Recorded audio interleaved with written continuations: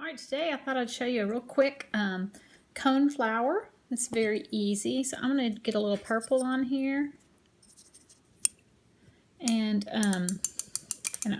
mix up a little green for the stem.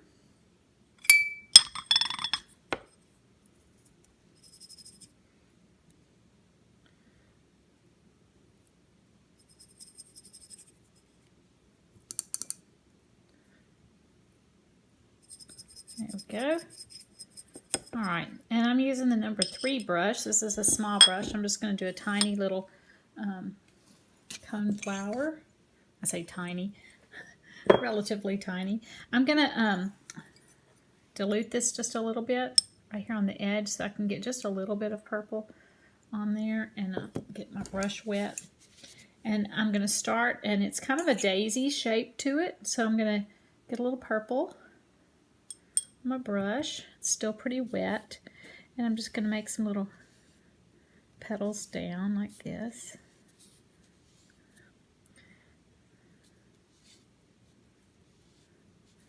Not exact by any means. You can make them as long as you want. Trying to leave a little bit of white space between each one. You can even do, if you want to leave a little space as if it's right up here at the top for me to put the cone in. But while this is still wet, I'm going to get just some straight purple and dip it in here right around this edge and let that bleed a little bit. Got a hair from my brush, came out.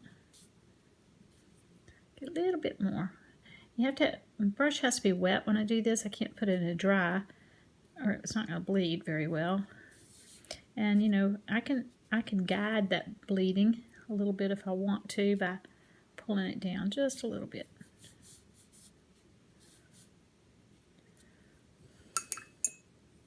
This is just wet. Now, whoopsie, I got a little carried away there. Do have my paper towel out, so I'm going to take a dry brush and kind of sop up some of that extra paint. Got a little carried away with my wet there.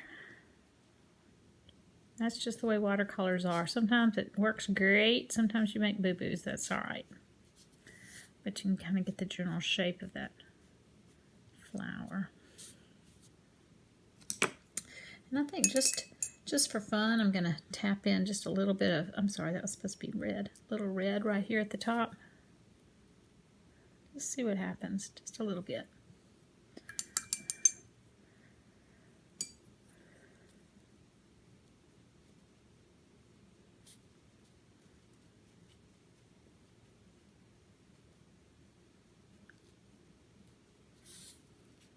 Okay.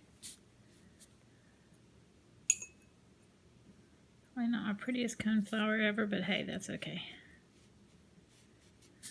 Alright, well, I'm letting that dry for a second. I'm going to use my green. Pick up some of this green and do the stem.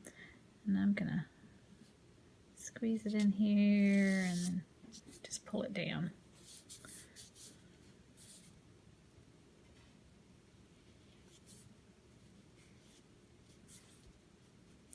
To be honest, I'm not real sure what kind of leaves a coneflower has.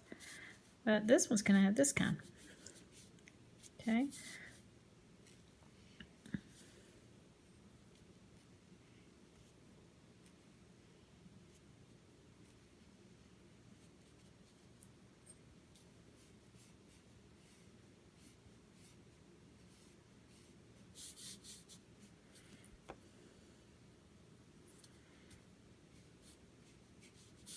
And I'm adding just a little bit of a different, that bluish green that's up there, just to add a little bit of different color to it, so it's not quite so flat.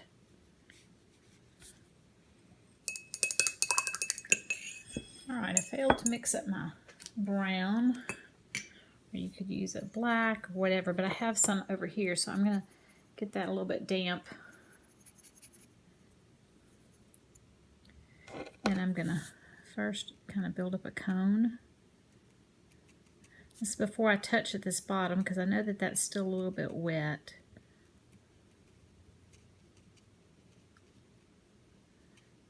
As I touch it, it's okay.